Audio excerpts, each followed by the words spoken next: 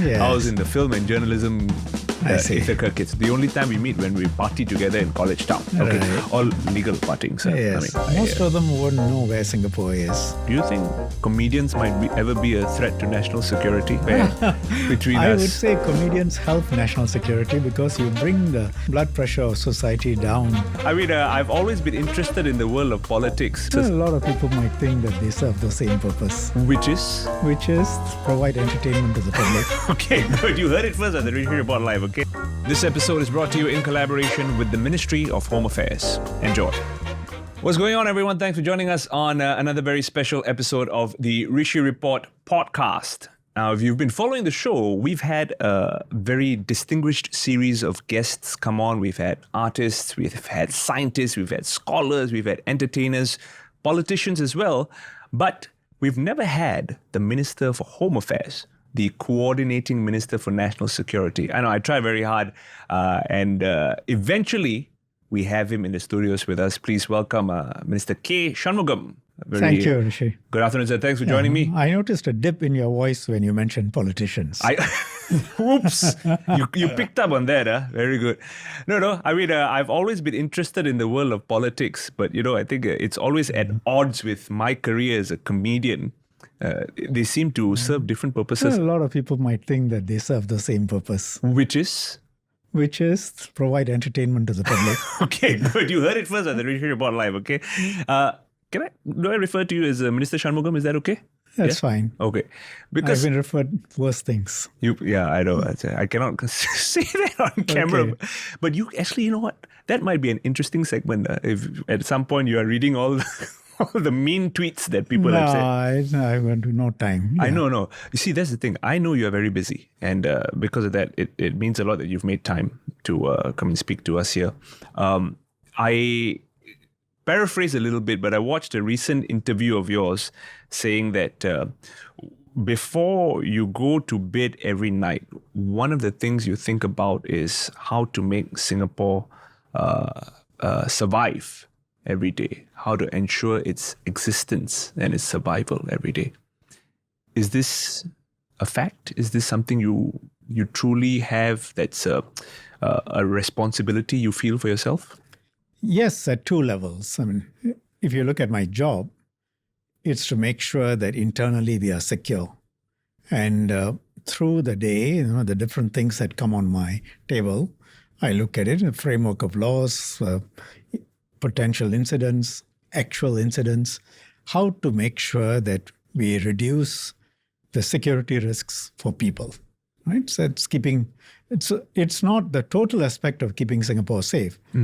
Ministry of Defense, other ministries, economic security, there are multiple facets. So mine is one facet of it, my ministry. At a broader level, as a minister in the cabinet, for us, you look at our size in Singapore, you look at our vulnerabilities. In a broader sense, everything we do is to make sure that we succeed and be economically secure, politically secure, as a sovereign nation, and our people are looked after. So that's a broader context. It's a stressful thing? Or is this something you kind of, just take on and you're like, you know what, this is what I signed up for? Specific incidents may be stressful, but it's all how you manage your stress, because stress actually prevents you from clarity of thinking. So you should remove the stress. It isn't just be very objective, factual, look at the facts, make your decisions, and you really need to be cool. And stress is not a very good factor if you want to make clear, cool-headed decisions. So I, remove it. Also, your approach, your mental clarity and the way of thinking. If you get fixed with fear, concern, worry, stress, what might happen? How do you focus on what you have to do? So you just need to have the mental strength to remove all of that and just focus on what you have to do. Well, two things I would like to ask. You mentioned, not letting fear rule you. Do you feel like people fear you sometimes in society? I have heard people say that they are a little bit awed, a little bit in fear, a little bit scared or worried. I mean, I've had people, we have 3-4 of us sitting together and talking, and this was fairly recent. 3 of them didn't touch the food at all. And so later on, one of my assistants asked them, and they said they were too scared to eat. Scared? So I mean, sometimes this happens, but, I wonder why. Yeah. Maybe it comes with, because historically in your tenure, you've had to deliver very serious, very heavy, not always good news for the country. Tough news, I would say. Tough news, framework, law, order, what we have to do. But it's all towards, if they look through it, it's also a protection of them as individuals. I think it may also be that, these are young kids, they are students, they come, they sit down. There is in their minds, a gap between them and someone who is a minister or has been a minister for some time. So it's also that, I think. And like a generation. I have to try and put them, generational gap, try and put them at ease. Well, okay. I've heard it sometimes, not too often. Okay. I've heard it sometimes.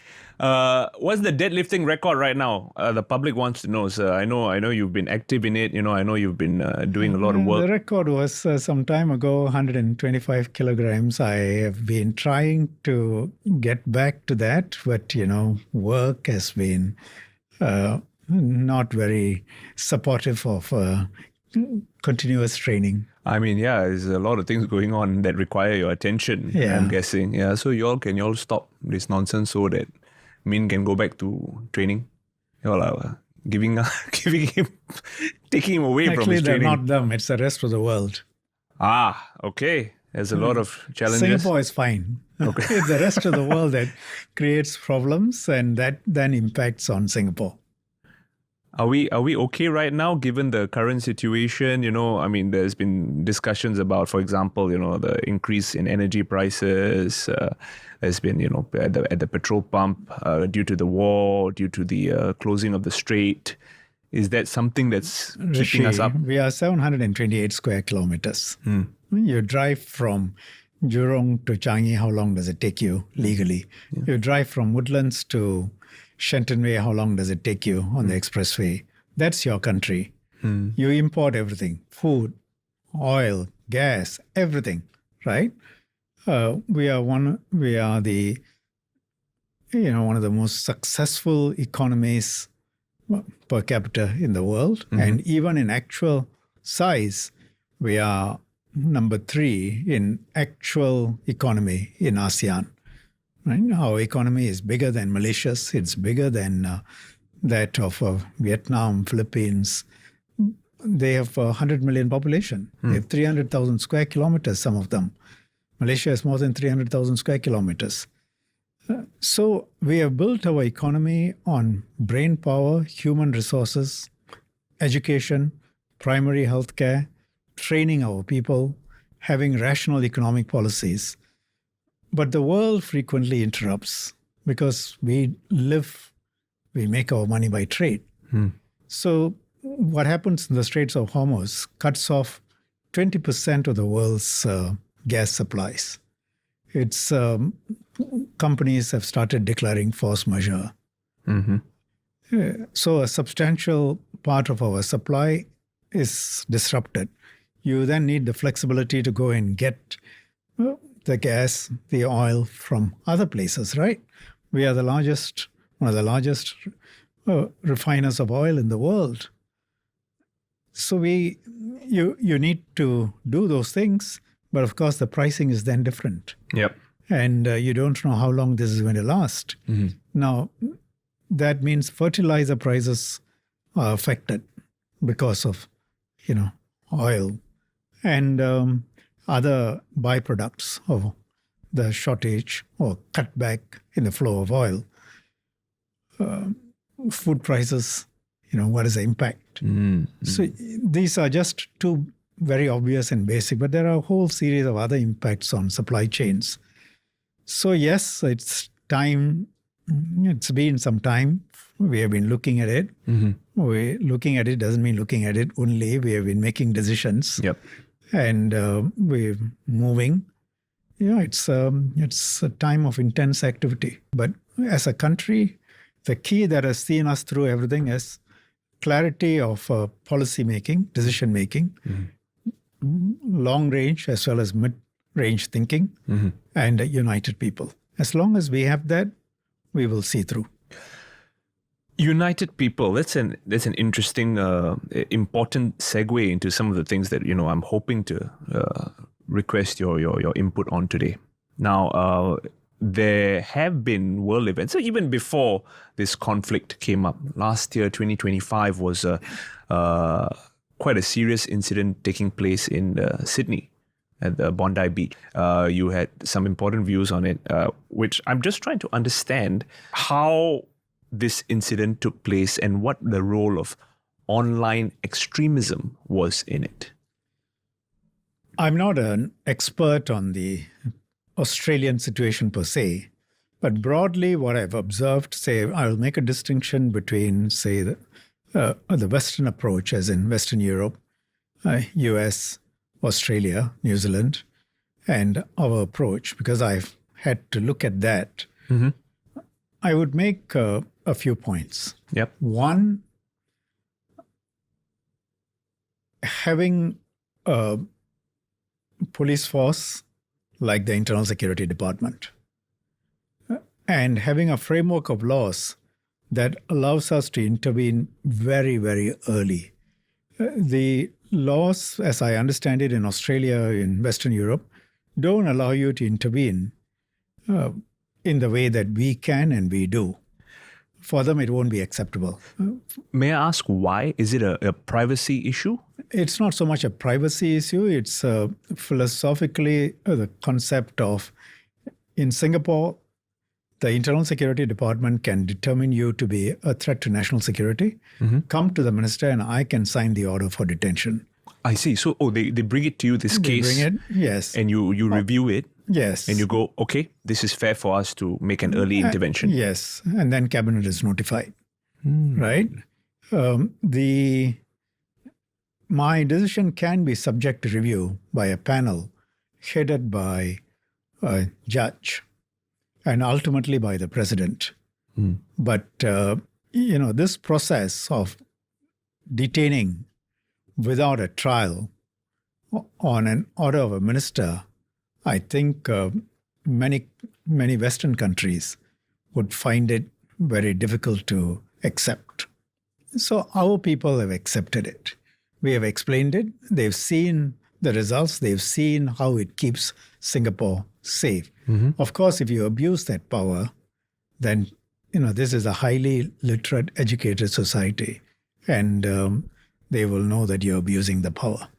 Now, let me finish. So that's please, one. yeah. You have Internal Security Department and the framework of laws to support it. So zero tolerance.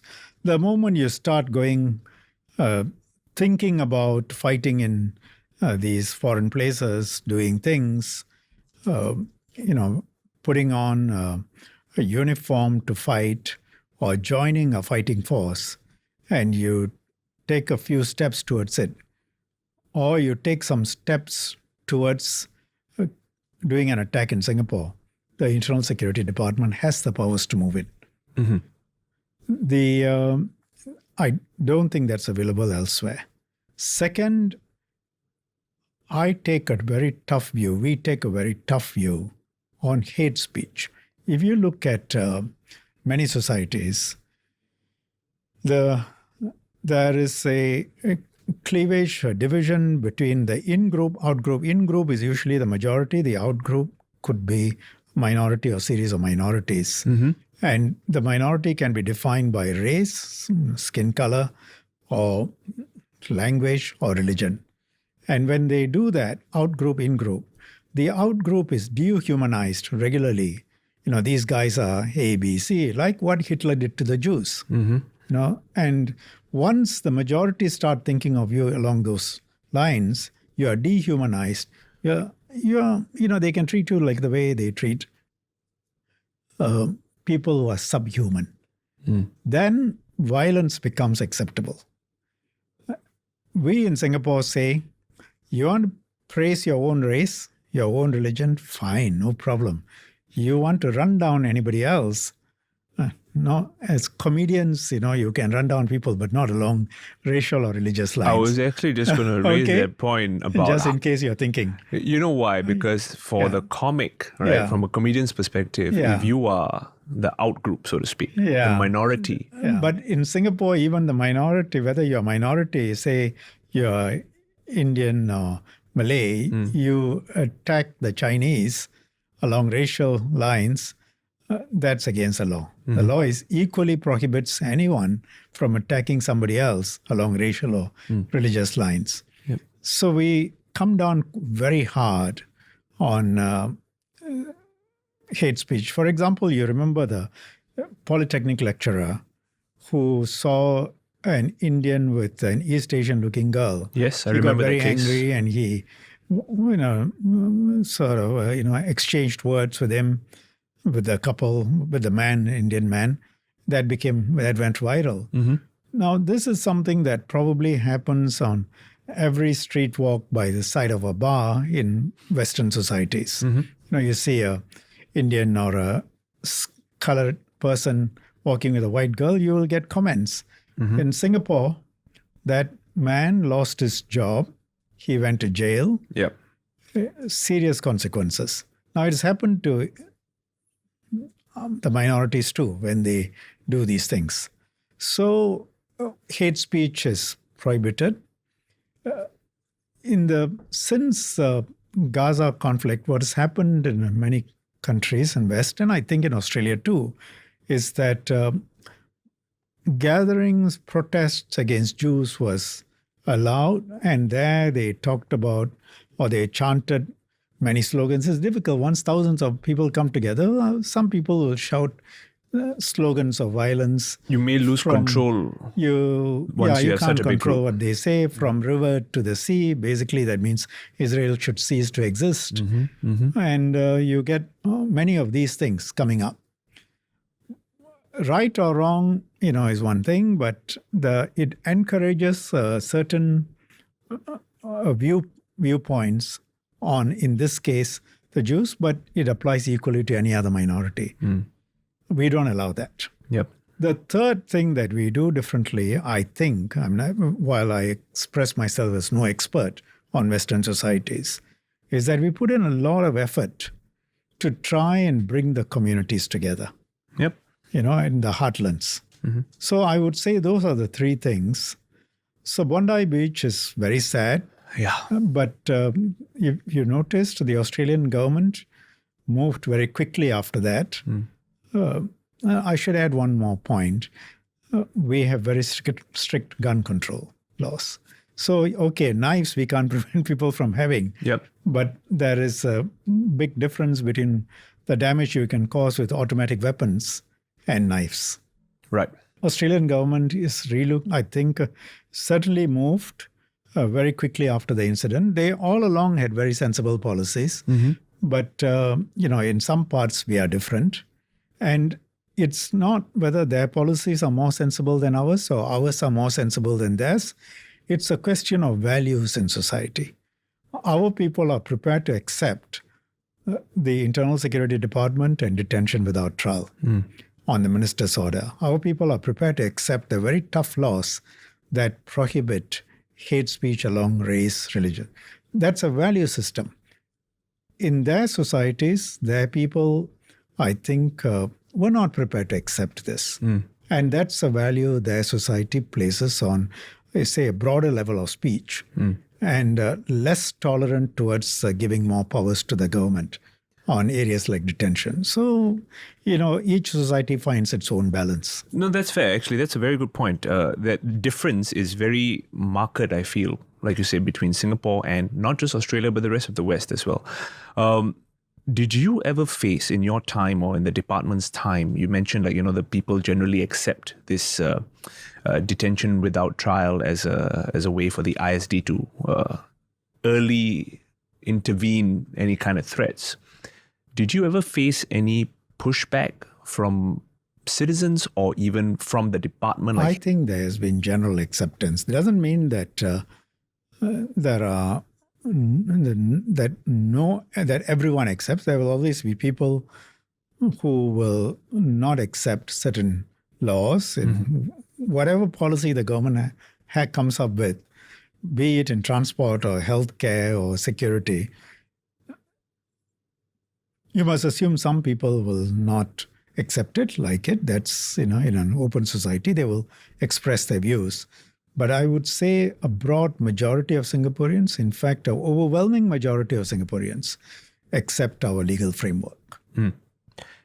When it comes to hate speech, for example, you mentioned, of course, the strict laws here, and you mentioned in other parts of the world, it may be different.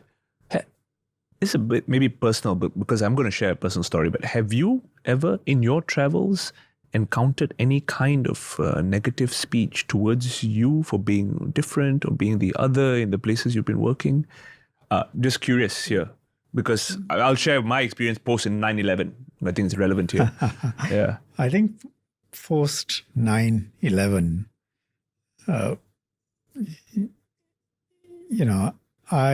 in my travels, I haven't come across that. Fair. But a significant part of post 9/11, I was a minister with security, so you wouldn't expect too much of that directed towards me. Yeah. Or if they are saying it, I may not hear it. Yeah. I have, as a student, I have traveled through Europe. As a young adult, I have worked overseas. Not for a long time, but I have worked overseas. I've seen this sort of thing happen, even though it wasn't directed at me. Okay.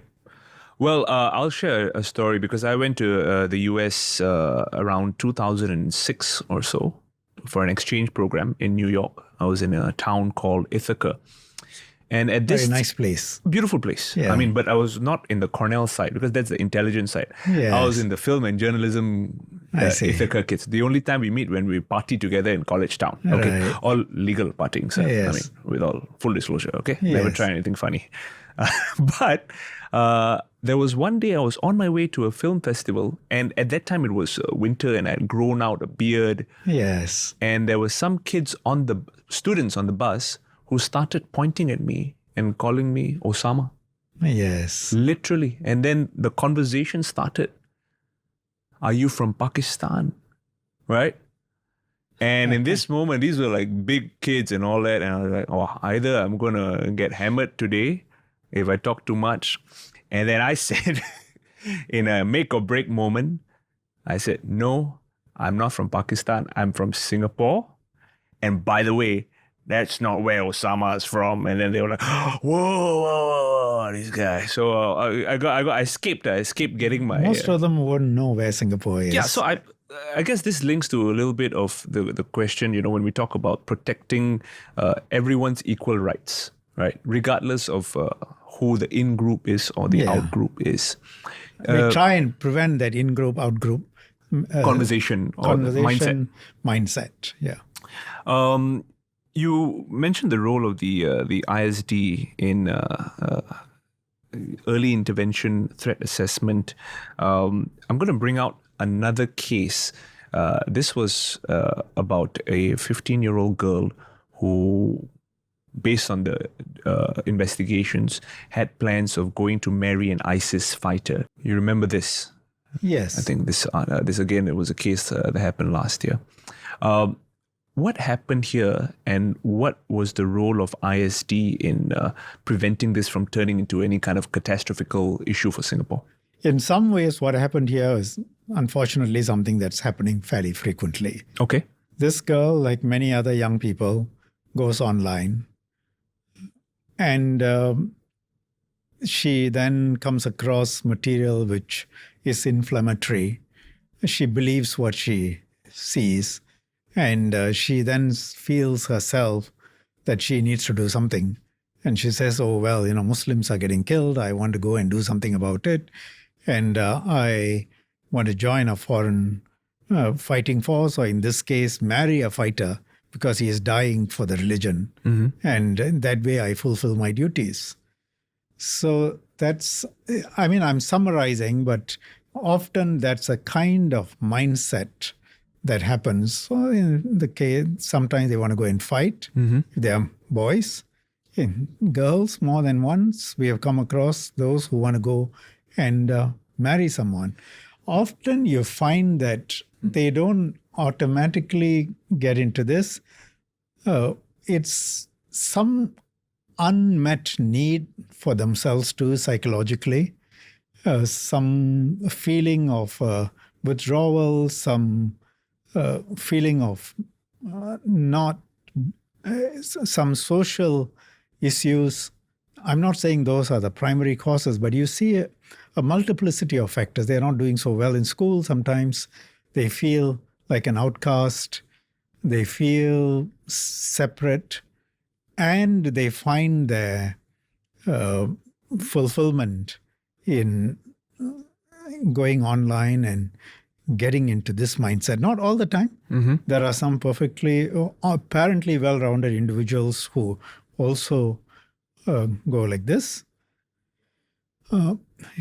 Parents sometimes notice and they let ISD know. Teachers sometimes notice. Students, their fellow students sometimes notice. In fact, very often we pick up based on the community's response and telling us, sometimes through our own efforts. May I ask, was this also one of the cases that was brought to you and then you had to investigate and review before? No, the investigation is done by the department. Okay. They present the facts to me and they make their recommendations. I see. I then go through it carefully and then I agree or disagree with them. Yeah. What is your first thought, or what was your first thought when this came to you? I mean, were you shocked, or is this normal, or were you prepared for it? Because it's youths we are dealing with. Rishi, in the last 10 years, we have had to issue orders, including arrest warrants, for 62 persons. If you are doing my job, you will not be shocked. I've seen 14-year-olds, 15-year-olds doing this. I've seen young boys who want to go and kill Muslims, influenced by the far right. I've seen young boys who want to go and kill Christians or just people in general in Singapore. I've seen young boys and, more than one girl who wants to go off and, marry someone in order to fight for this sort of cause. So it's, as I said, that's 62 over a period of 10 years and counting. So it doesn't shock you anymore, right? It doesn't shock. The crazier the situation. It saddens me. But at the same time, in my conscience, what I think is, I give you the example of the teenager, far-right teenager, whose understanding led him to think that he needs to go into a mosque and kill a few people. He wasn't doing well in school. He was in many ways, I think, not well adjusted. We picked him up. We gave him the religious instructions through pastors who were prepared to do the voluntary work. He was given education, which allowed him to pass his O-levels, and whereas he wasn't doing well at all. And, when he is released, he gets his head set right. It's not about going and killing others. And his head set right in terms of his future and career. And the same has happened for those, radicalized on the Muslim side. Many of them have been rehabilitated. So the way I look at it is, if I didn't arrest them and did not detain them, a number of them would have gone on to kill. And if they are of age, they will face the death penalty. If they are not of age, they will be detained for a very long time. Their lives are gone, effectively. Or if they had gone overseas, they would have been killed. in the fighting, as has happened to a few Singaporeans. If they went and married somebody, you've seen what happened to the brides who have married, their lives would have been destroyed. By detaining them and giving them this approach, those on the Muslim side, the religious rehabilitation group, team of scholars, talk to them, rehabilitate them, they come out, they hold jobs. So I say to myself, we're actually saving their lives. It's tough. It's a tough decision to take, but it's perhaps you're You saying look that at the results and you compare with the other countries. What happens to them? you mentioned radicalisation. Right. So these examples that we're all talking about, they're all examples of this phenomenon, so to speak. If I had to explain it or understand it for the first time to people who have no idea what it is, what are we talking about here? What does radicalisation actually mean? Well, I'll try and frame it in a sort of practical way. People automatically think it's got to do with religion. Yes. That's because many of the people whom we have arrested in Singapore and many of the people who have done bad things overseas have done so in the name of religion. But it can be for any other cause. They are influenced by the cause so much that they are prepared to go and kill somebody else or commit mass murder, take a car and move into a crowd or go into some place and kill people. It doesn't have to be based on a religion, but in the recent past, almost all the examples have been based on some religious extremism. Mm-hmm. Yeah. What other causes have you come across, at least in your limited experience over the 62 cases or the 10 years? Well, I wouldn't say limited, extensive experience actually. Well, thankfully in Singapore, our experience is relatively limited compared with other countries. Fair. Okay. That's good news. Although we are saying it as though it's negative, but it's actually a positive. No, it's positive. But I again say the fact that nothing has happened so far and ISD has been successful in picking these people up doesn't mean we'll succeed every time. Mm-hmm. So never let complacency set in. Yep. It's, in my view, it's a question of when, not if. It's something, we have millions of people visiting Singapore. Singapore is a major tourist center. It's a major airport hub. Mm-hmm. Hundreds of thousands of people cross our borders every day through the land checkpoints. We have to be an open society. Our economy, our trade, our very existence as a country depends on being open. And you're open to all the influences of the world through the internet. You're open to all the people coming into Singapore. Our ICA, Immigration Checkpoint Authority, does its best. They've done a very good job working hand in hand with the Internal Security Department and the police force and our security forces. But, it's looking for a needle in a haystack every time. And if you miss a needle, or 3 or 4 needles coming together, that's it. The incident will happen. Sure. That's why my tagline is not if, but when. And you need to be successful in picking up the needle or needles in the haystack every single time. That's not, you must assume that doesn't always happen. And sometimes there will be a time when you miss it, or somebody slips through from outside, or someone who there's no pre-warning just wakes up on one side of the bed one day in the morning and decides that he's going to kill some people. So it's not easy. We need to be prepared. I want to show you the image of this next person, and first thoughts that come to mind when you see this image. Can we bring up the image, please? From the news, it is... Aha! Yeah. Oh boy. What do you want to ask? First word that comes to mind. Well, I wish the Americans had kept him. Oh, wow. Okay. Yeah. Really? Fair.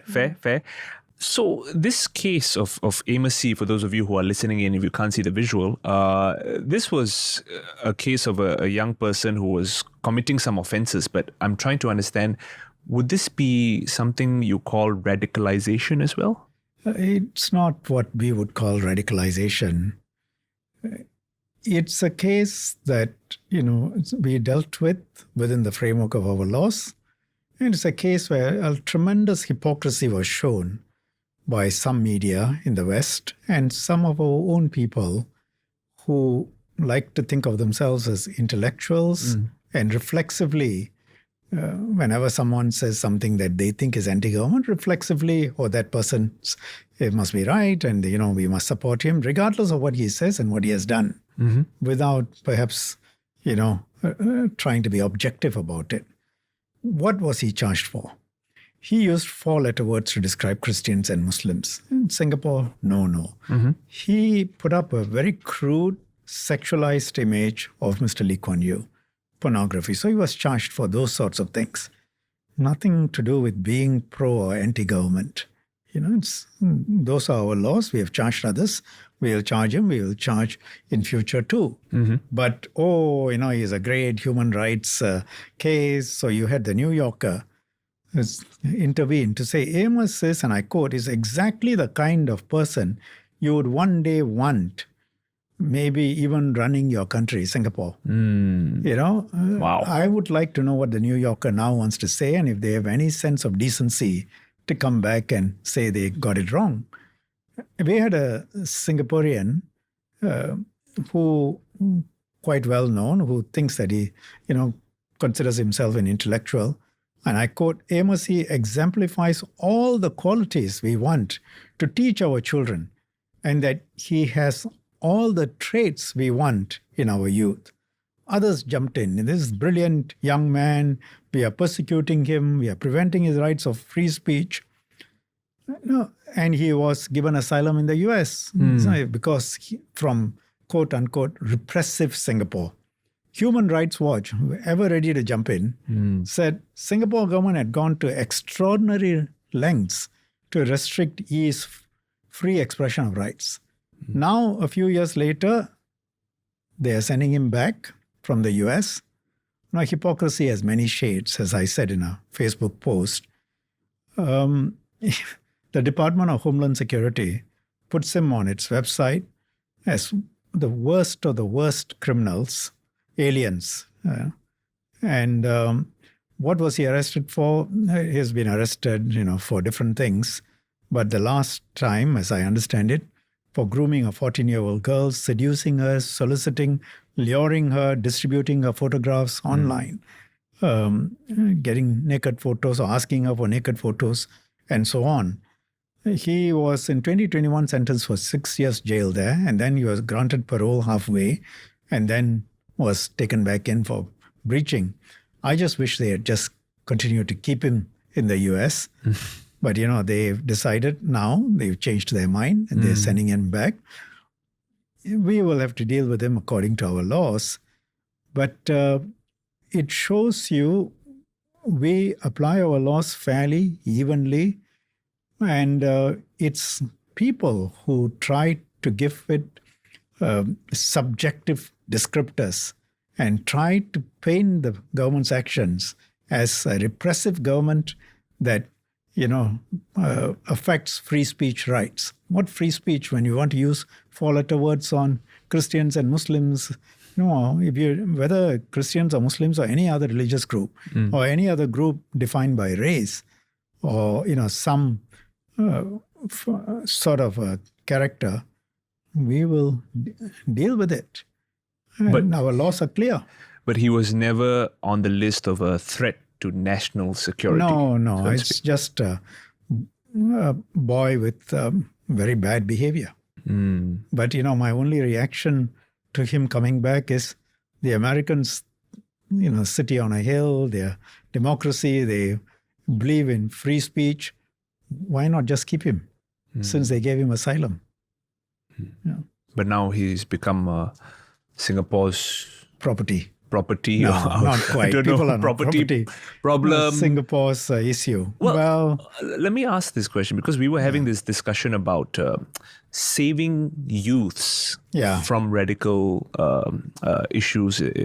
How the government intervened, and you understood the threat, and you went, "Hey, I'm going to give you a chance to be rehabilitated." Yeah. would this have been a case where we could have saved this person before he became this challenged individual? We can intervene if the person comes within the framework of Internal Security Act, but we can't intervene in the case of every badly behaved boy. That's not the function of government. That's the function of the family, community. People have to bring their own children up properly so that they don't cross the criminal lines. His conduct was criminal, and so he was charged. I think the obligation on the parents is to make sure that their children are brought up not to cross those lines. We can't be intervening to help in that context. What we can do, what the government can do, is set a framework of values through the education system, which we do. And thankfully, compared with many other places, cases like Amos Yee are very, very rare in Singapore. On a separate note, I will ask you, do you think comedians might ever be a threat to national security? I'm just trying to check to make sure the temperatures are fair between us. I would say comedians help national security because you bring the blood pressure of society down, hopefully a few notches, and everyone is calmer and happier. Can I put this as a Google review on my own website? Sure. Is that okay? Sure. Minister for Home Affairs has given me a review. No, I mean... but don't go in attack. Sometimes people use religion as a foil for attack.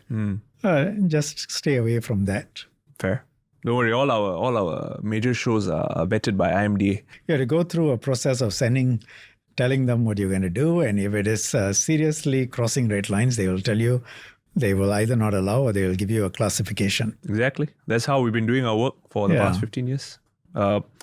I want to wrap up our discussion a little bit, sir. You've been very generous with your thoughts and your views. I would just like to understand, how you think we as a society, people in public, citizens, families, friends, fellow classmates, youths, what are we looking out for in terms of these early signs of radicalization? And what do we do thereafter if you see something? As I said just now, quite a number of people whom we pick up are reported to us by their own family, the teachers, by their fellow classmates, because they notice something different. They notice a guy saying some very odd things.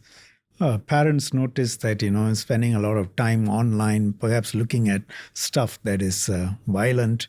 And there is, I think, a fair degree of understanding. And we have been sending the message, actually, it's better for your children, for you to report them. You are doing them a favor because you are potentially preventing them from committing some very serious crimes and offenses and, perhaps even saving their lives. So that has worked, I would say, reasonably well. There are still people who don't report. But report means call police straight away, or is there like a channel? Tell the police. Okay. Tell the police. Police will know what to do. They will tell. They will bring in ISD. But at the same time, I wouldn't say awareness of potential security incidents is very high.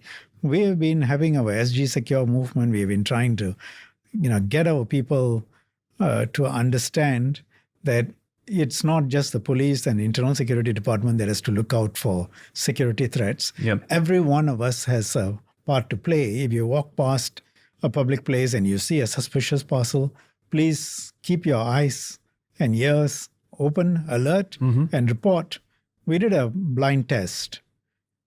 Only 17% noticed a suspicious looking parcel. Alamak. And so that's less than 1 in 5. And then only 1% actually reported. Why do you think Singaporeans, they just want to mind their own business, you think? It's not that. It's just that we are so used to the high levels of security that the mindset doesn't kick in at all. It's not like some countries where, you get regular incidents and then everybody becomes sensitized to the possibilities.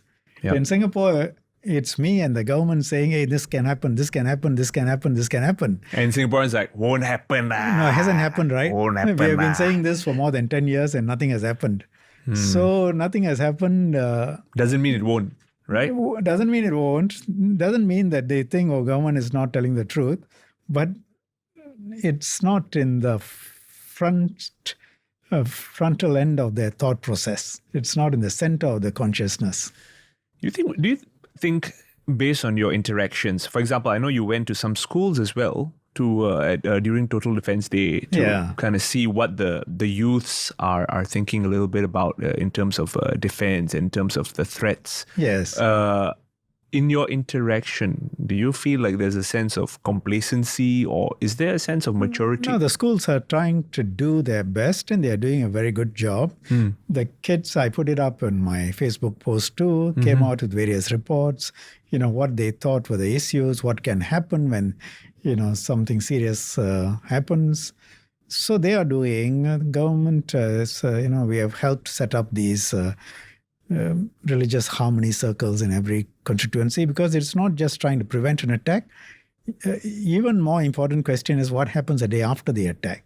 How do the communities view each other? Because, we must make sure people understand the attacker is an isolated person. He doesn't represent whichever community he comes from.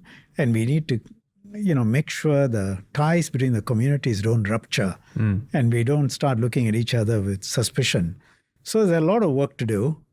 We need a society where people are alert and prepared to report straight away. Yep. We need a society where people are understanding if something happens and, reach out across the community lines. And here our religious leaders, our community leaders set a very good example.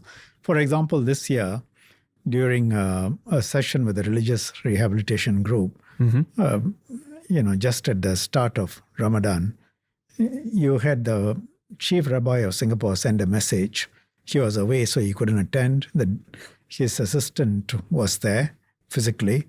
And he said, we acknowledge the pain and suffering of all peoples, including the Palestinians who are suffering. Very, very brave statement for a leader of a Jewish community to say. Not many across the world have done it. And it's an important one. It's an important one. But equally, when the 7 October happened, the Mufti of Singapore came out against violence on any side. He said violence by anyone is not acceptable, including by Hamas. So we have religious leaders in Singapore who are credible and who are prepared to, speak up objectively. And we have community leaders who understand the importance. And our population, when Gallup World Poll, about, I think, well over 85% said Singapore is a good place for minorities. Surveys consistently show that. So people accept the system, people believe in it, people like the framework that Singapore offers. The one issue is complacency. On that, the government will take care of it. Won't happen. And so we are not switched on to the possibilities that something might happen. And it's we talk about the safety and security of Singapore as one of the plus points. Yeah, the complacency is a corollary of the safety and security. Yeah, there you go. Got your quotable quote right there. Thank you so much for making time. I appreciate it. Thanks for entertaining my intrusive thoughts about these things that I've been thinking about for a while. Thanks for entertaining me too. You've been a guest on my podcast, but at some point, if you have some time, please come as a guest in my live shows as well, as an audience member. Yeah, sure. Let me know. On stage also, if you want, you can. On stage, the quality of your show might dip a little bit, or more than a little bit, but let's see. Okay, don't worry. We'll get some writers involved. I think we'll be fine. Who knows? There might be the next hit show in Singapore to prevent people from being complacent about issues of national security. Hey, we got a pitch right there. Yeah? I'll talk to your How do you do a comedy show of that? Well, we'll see. Don't worry. Okay. Hey, nobody expected you to be on the Rishi report when we first came on the show. But hey, Look where we are right now. Thanks for making time. Really appreciate it. If there's any final message you want to share to the public with regards to some of the issues we've discussed, closing thoughts. Final message, we are in it together, all of us in it together. And we have so far came through many things. Let's try and do it. The latest crisis, as well as issues of extremism, terrorism, radicalism. Let's, work together, and all of us have a part to play. Thank you very much, Minister, for being on the show with me. Folks, that's the end of our episode. We hope you've enjoyed the discussion and hopefully you take away some of these messages that we've been talking about here. We'll be back on our next episode. New guest, new topics. This has been the Rishi Report podcast. See you soon, everyone.